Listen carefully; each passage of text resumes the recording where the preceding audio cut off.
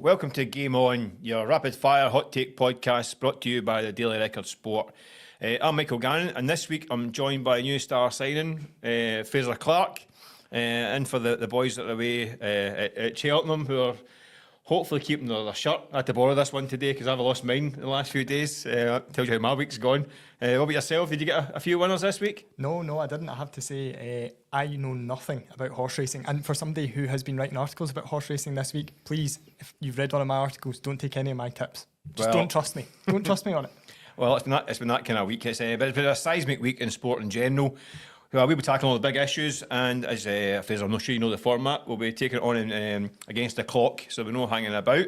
So we're going to get stuck in right away. As I say, it's been a huge week in sport, from the Scottish Cup to Europe, and we've got an Old Firm game to look forward to. But first of all, let's look back on Europe and Rangers getting through in dramatic fashion against Fenerbahce into the last 8 of the Europa League. Is now the time for them to dream about winning this competition? Right, I'm going to start my game on career with a very hot take on it. I think Rangers can win it. Right. Do you want to know why? Because every other club in that competition has something domestically on the line. Rangers don't. They know they're going to finish second. They know they're not going to win the league. Mm-hmm.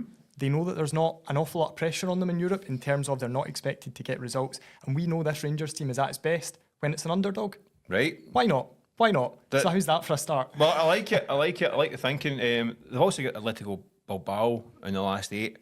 A team currently sitting 4th in La Liga, beat Real Madrid before Christmas. I think maybe the definition of no mugs. But like you say, I think Rangers, when there's no expectation, they can go out. I think that was maybe the struggle they had against Fenerbahce in the home game, because the expectation was there to go and see it out, and it got a bit nervy. But I actually think the way they cope with the game was actually really impressive, especially losing a goal before half-time was a major blow. Having played quite well in the first half, I thought. Second half, obviously the second goal, you think at that point Fenerbahce are going to go and win the tie. I thought at that point it was going to be really difficult for Rangers to survive. But they did. I thought there were some huge performances, like James Tavernier was immense. I know he's been criticised. Jack Butland, another one who's had a bit of flack this season, and lost a few goals that he maybe wouldn't expect to be losing. I thought he stepped up. I mean, the penalty shootout, he was a rock. It was a major show of character from a team that's been questioned. So yeah, I think they can go in there with belief. I don't think anyone want to play against Rangers. You saw Ibrox the other night was absolutely bouncing. Like you say, Bilbao, they'll be going for Champions League football in La Liga, but they're a good side. It's a big ask, and then there's still some big teams in the competition, isn't there? Yeah, I mean, you look at the other teams though that are left in it. So obviously Rangers should have taken something from Old Trafford. I don't think it's too strong a take to say that. They probably should have beaten Tottenham at Ibrox. Don't think it's too strong a take to say that either. So in terms of teams that are going to be playing budget-wise, size of club-wise, there's probably not going to be that many that are that much bigger. And also Rangers have that benefit that they can focus solely on this. Well, this season's been so wild and wacky that you wouldn't put anything past them. But before they get to the European funding games, we've also got the small matter of a Glasgow derby, Old Firm, however you want to frame it these days, and Sunday. Is it a must-win for Rangers? No, I don't think it is. I think the Fenerbahce game was the big game. This would be a nice one for them to win. I don't think it's a must-win for them. An Old Firm game, a nice one. be a nice bonus. They've proved at Ibrox with that win at the start of the year that they could get the better of Celtic. They can get the better of Celtic. I don't think I fancy them. I don't think a lot of people will fancy them, especially after being taken to extra time last night. But I don't think it's a must-win. No. Then again, you've got Barry Ferguson going to Celtic Park. Anyone want to tell him that this isn't a must-win game? I mean, the gap could go to 19 points. Surely that's not acceptable. The gap, take away the Rangers situation in Europe. Surely they can't allow that gap to get to 19 points. Surely they have to get something out of the game, even for just pride's sake. I think it's such an unacceptable gap anyway. It doesn't make any difference. If it's so bad, it doesn't matter. No, it's got to the stage where it is so large. You say to Rangers fans, are you bothered about the gap being 15 points, 19 points, or 21 points, or whatever? Ultimately, it doesn't matter. It's not good enough, and their fans know it's not good enough. I don't think it's a must-win for every Rangers fan. It's a must-win if you're a Rangers player, because you're going to Parkhead as a Rangers player. You have to win that game. But in the grand scheme of things, no, I don't think it's a must. Yeah, but the grand scheme isn't the Monday morning you walk into your work and your big pal who's just across from you, who supports the other team, is going to be ripping you all day. That's not much fun. I just think I know you say that phrase doesn't matter. I don't think you can ever say that about an Old Firm game. I don't think so. I mean, the way the kind of ecosystem works in Glasgow and west of Scotland. Defeat is unthinkable for fans. They'll be under the blankets for a few days, and shutting the curtains. Celtic motivation.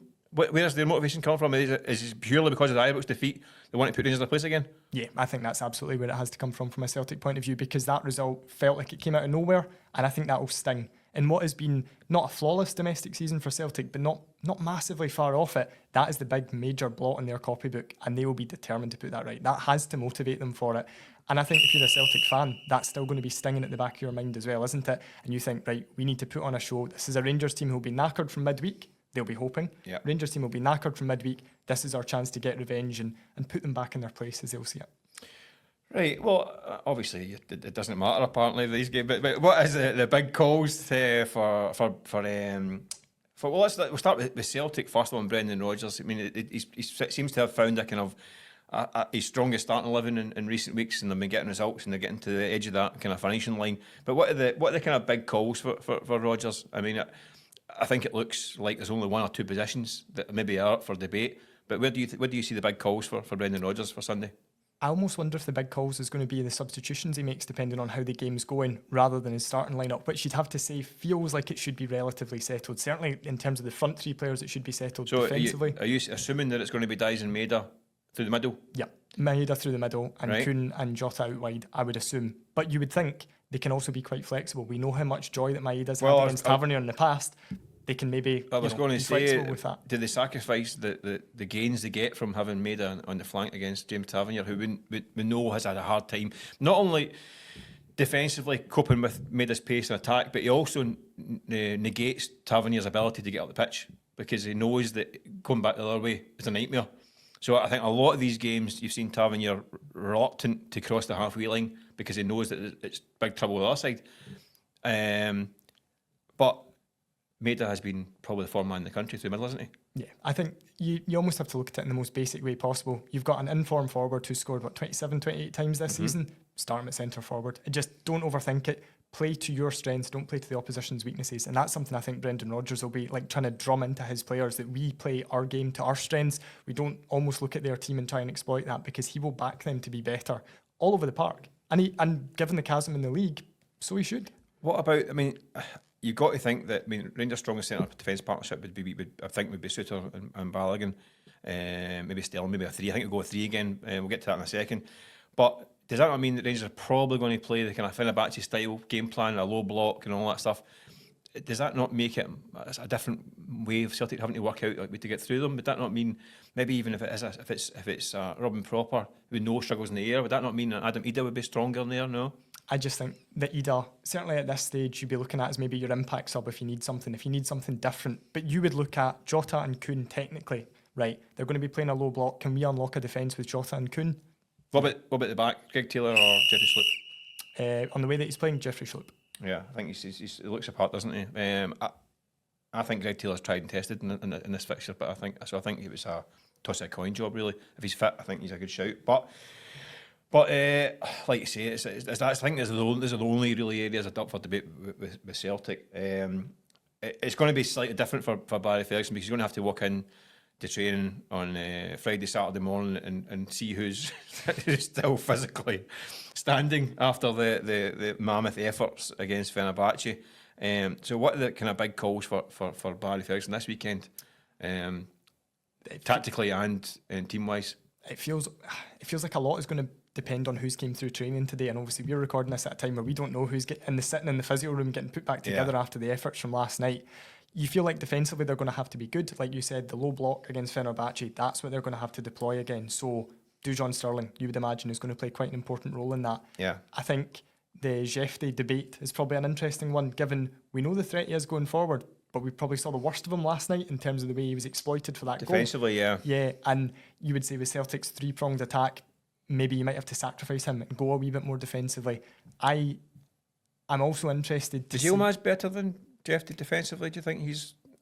Yeah, I think he's more attack minded as well. Do you not think he's? I think he is, but I think he's less prone to the kind of wacky moments that you get from Jeffy. Right. Jeffy feels like you're going to get something exceptional from him in a game, and you're going to get something horrendous from him in a game. And Neil Maz, you're probably just going to get a more steady sort of 6, 7 out of 10. Right. I think. I mean, like likes of Leon Balogun. I think it's going to be tough for him to recover at 36, having not long ago said he can only do an hour.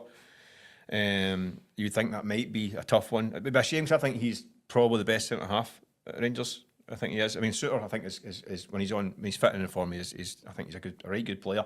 Again, though, coming back from injury, it's going to be hard to see if he can recover in time.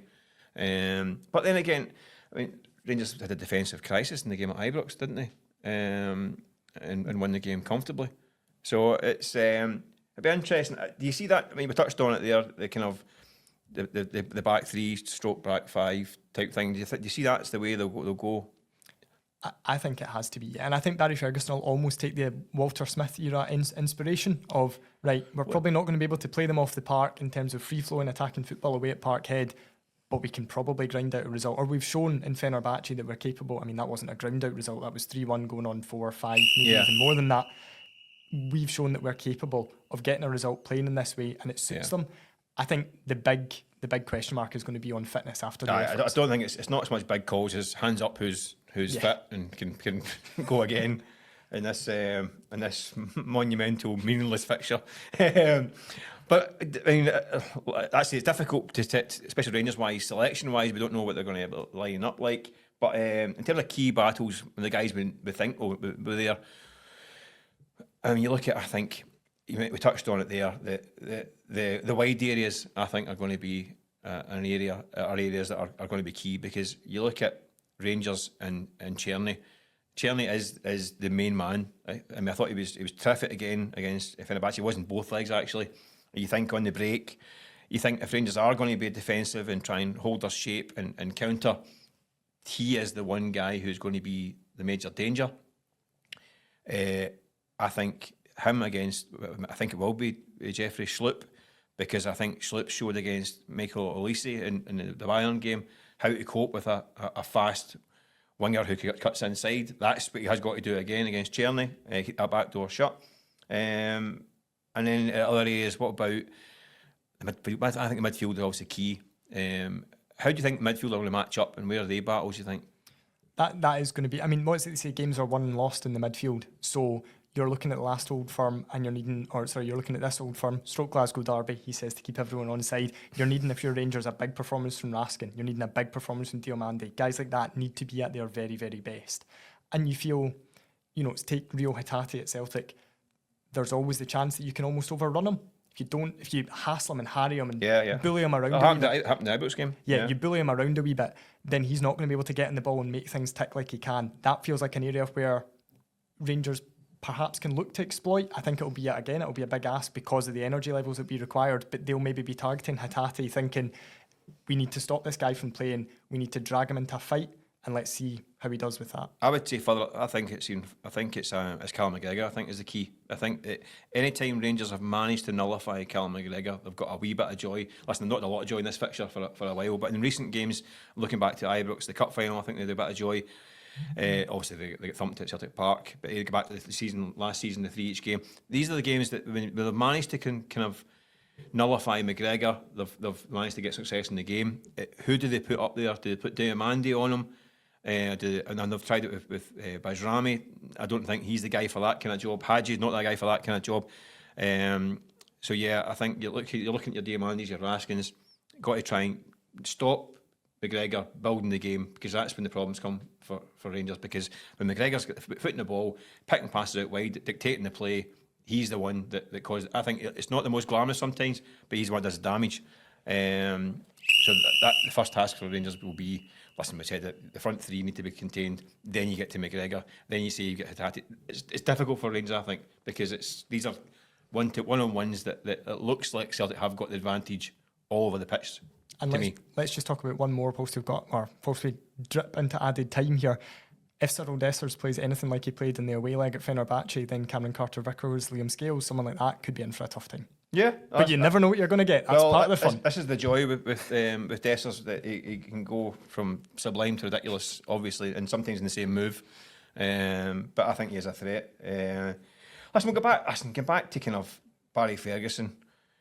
Obviously, there's big issues at Rangers. There's takeovers coming in the summer. It looks like that's now gaining momentum. Andrew Kavanagh was in the stands the other night. The managerial issue, we kind of assumed it's a caretaker role this summer. A couple of big results now for Barry in Europe. The bad one against Mull at home in the league. But is he a viable candidate to be at the manager's job on a full-time basis? And does he need to beat Celtic to be that viable candidate? I think he's only going to be a viable candidate if he wins them the Europa League. That's honestly how I feel about it, because so far it feels like we've seen a change in style of play, we've seen a change in mentality, all that sort of stuff since he came in. But the results or the issues are still kind of similar to under Clement in terms of the loss to Motherwell. So you're dropping points domestically, you're then getting a great result in Europe. Clement proved that he can get great results in Europe. So we haven't seen anything to suggest that he would be an upgrade. And let's look at it, strip the emotion out of it, strip the Barry Ferguson factor out of it, which is a daft thing to do, but strip it out of it. If he wasn't Barry Ferguson, he wouldn't be anywhere near that job with his managerial record. It's such a huge job, and you're talking about a man whose last job was at Alloa Athletic. No disrespect at all to Alloa, but if you had a manager who won promotion with Alloa to the Premier League, probably still wouldn't be considered for the Rangers job. So although he understands the club, although I think every Rangers fan wants him to be a huge success. Yeah, I get that, but I don't think Zidane won 3 European Cups with Real Madrid, hadn't managed in Alloa. I mean, he didn't get a job, he went straight into that kind of gig. So it does happen. I do wonder if there's a part of Barry that's maybe kicking himself for taking jobs in the lower leagues, and he thinks, could I have waited and maybe Rangers would have turned to me? And then, like you say, he does as Zidane. Yeah, listen, I know for a fact he was frustrated at times in the part-time game because the part-time players don't have the same mentality as professionals, and that's no slight on guys that play part-time football. It's just that they're coming from their work and going to train on a Tuesday night. It's different. It's not their bread and butter that puts food on the table for a lot of these guys. And I think he found it difficult at times, and I think this is different. I think he's more suited to a higher echelon.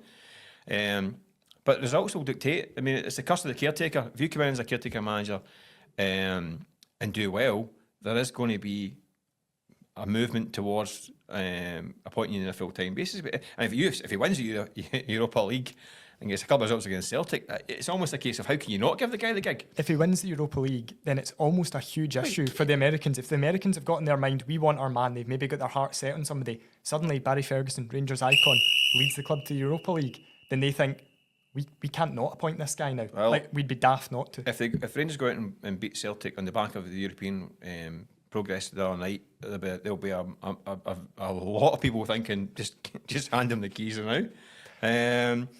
So listen, it's going to be interesting in the next few months, isn't it? Because this takeover is going to be key in finding out what the vision is for the club with the guys coming in, the old 49ers, and see what they think and see what kind of dosh is available as well. But listen, there's a lot to play for. We'll go away from the Old Firm now for a moment. A lot to play for. 4 games to the Premiership split. Fighting tooth and nail to get in that top 6, the kind of mythical top 6. Looks like down to 2 or 3 teams now for the last place. Who do we think is going to get to the top 6? So I think our final top 6 is going to be Celtic and Rangers, obviously. Hibs and Aberdeen, again, obviously. Right. Dundee United, obviously. And I've gone for Hearts.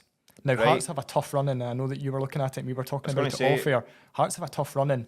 However, you have to think back to how bad they were before Neil Critchley came in. Yeah. They shouldn't be anywhere near being in capability for the top 6. So if you were to extrapolate Critchley's form over the whole season, I think they'd be quite comfortably inside the top 6. So I'm backing Hearts to do it. I'm going to say something that's going to make me incredibly unpopular in parts of the country and in one side of Dundee. And that's also maybe your 6 biggest clubs in the country in the top 6. The phrase that comes to mind is that one famously with Craig Levein, the natural order. Is this what you're suggesting? That Scottish football's natural order? That's very much how it feels. And I am praying for my Twitter mentions because they're going to go up in flames tonight. Or is it just budgets? Budgets, support, natural order, put it whatever way you want. I think that is probably... or that's who I see the top 6 being, and I think that's probably the 6 biggest clubs in the country, and it's probably been a while since they have been the top 6 in the country. It's actually quite rare. I mean, you think it would be quite common, but it's not. I just think Hearts, I mean, they've got Ross County, Celtic, Dundee United, and then Motherwell. That Motherwell game could be the one. I wouldn't write off St Mirren just yet either. I mean, St Mirren, I know they've not quite been replicating last year's form this year. But they've got a decent enough little run now towards the split, and they're still hanging about in there. A wily manager and Stephen Robinson. I think they're still on the hunt. I think I take the point Hearts. I was at the cup tie on Friday night against Dundee. I thought they were really good. I think they were comfortable winners. Scored some cracking goals. I mean, it was the 2 goals from the Norwegian signing. Young Sander were absolutely tremendous. I mean, they're walking at the ground, people were talking about Scatchel. And you're like, okay, steady on, right? But they were kind of Scatchel-esque. But I thought they were terrific, and I think they're going to be. I think you're right. I think that's they should have the firepower now to sneak into that top 6. And it makes it an interesting post-split top 6 with the fight for Europe and all that stuff. There's points to be won and lost there as well. But I think all eyes now maybe start to also drift towards the kind of bottom of the table. St Johnstone, we wrote off as being doomed months ago. All of a sudden, the gap has been narrowed, and Dundee are the ones looking over their shoulder. Are they in big danger now of dropping out? Yeah, I think they are. I think the phrase that I'd used off air to you about it was that it feels like Dundee have almost sleepwalked into this position. And unless you're watching them every single week, you maybe don't realise how grim it is.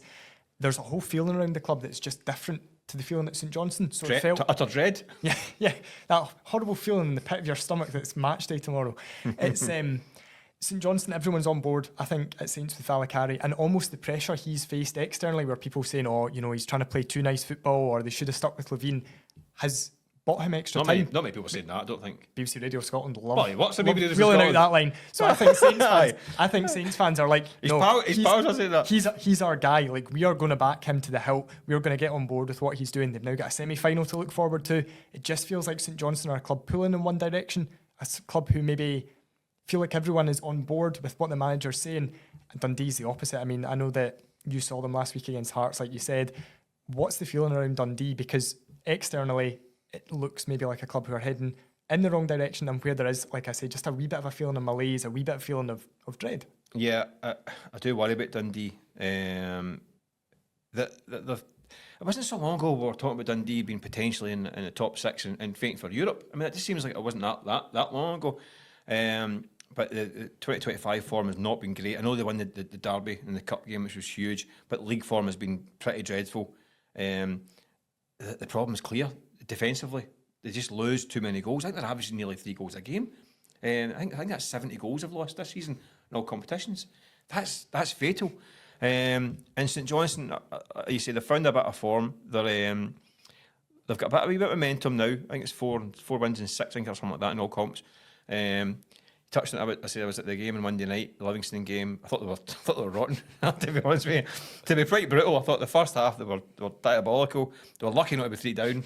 Livingston were terrific. Livingston, by the way, have been reinvented themselves. By the way, they're no longer the Livingston that some people remember.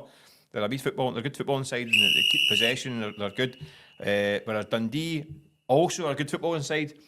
Wrecked by injuries this season, but you've got to give Tony Docherty. I mean, he has been decimated by injuries this year, which has really hampered him.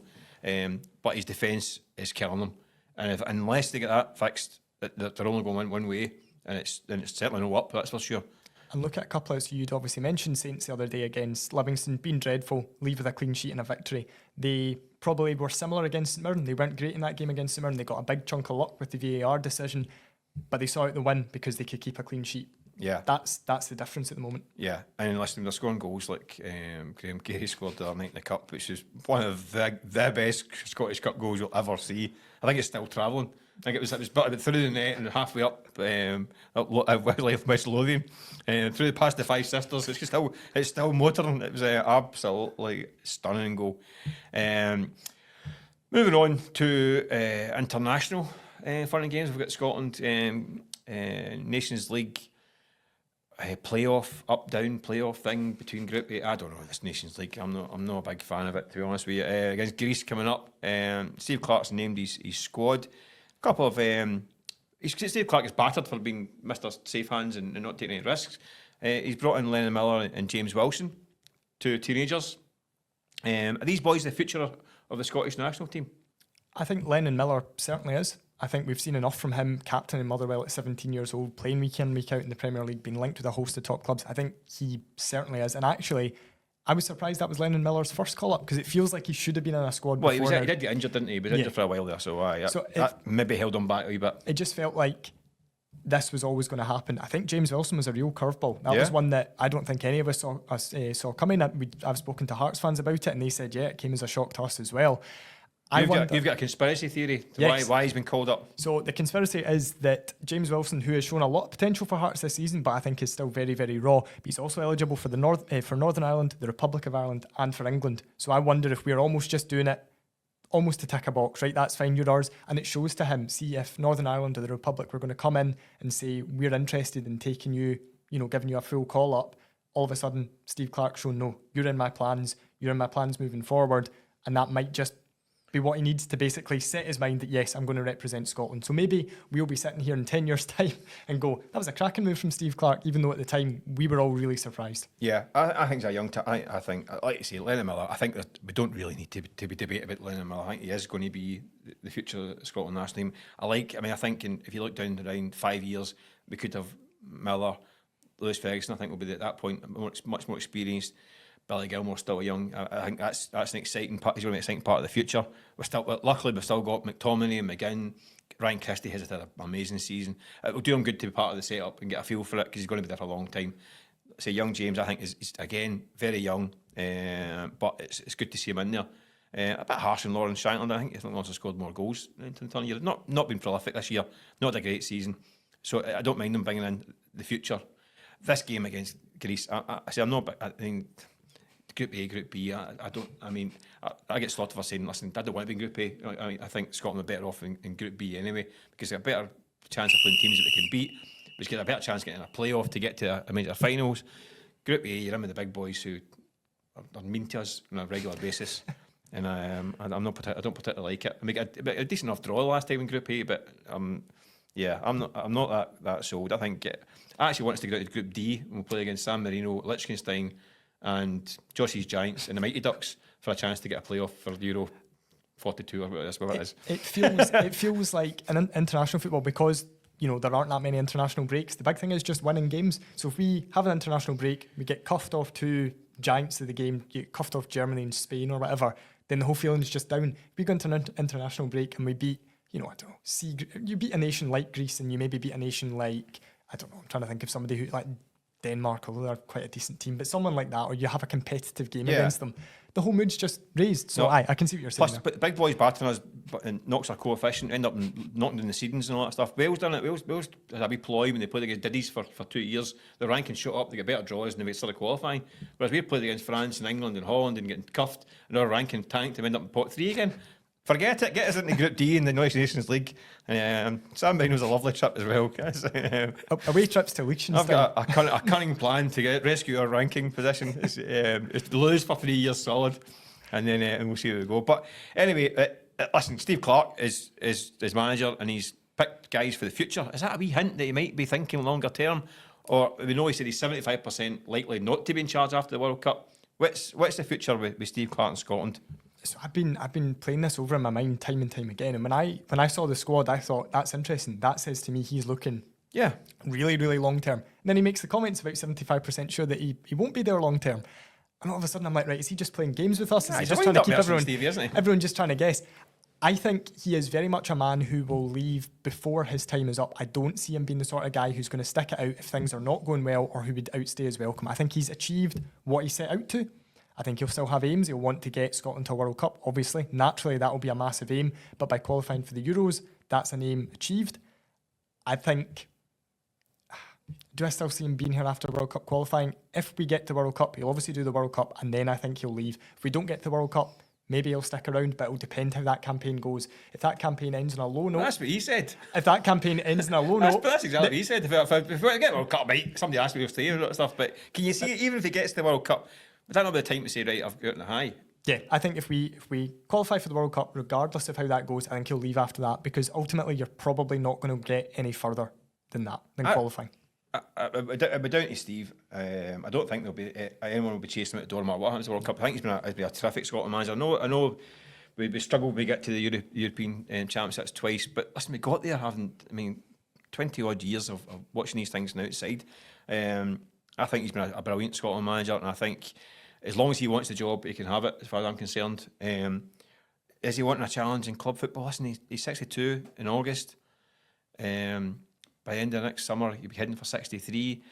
Does he get a job in the English Premier League, a manager? I don't think so. So he maybe goes to the Championship. I think there'll be a stampede. Does he get one of those kind of jobs? What's the point? If you get a bad week, 3 bad games in a row, you're out the door. So 10 months it might last.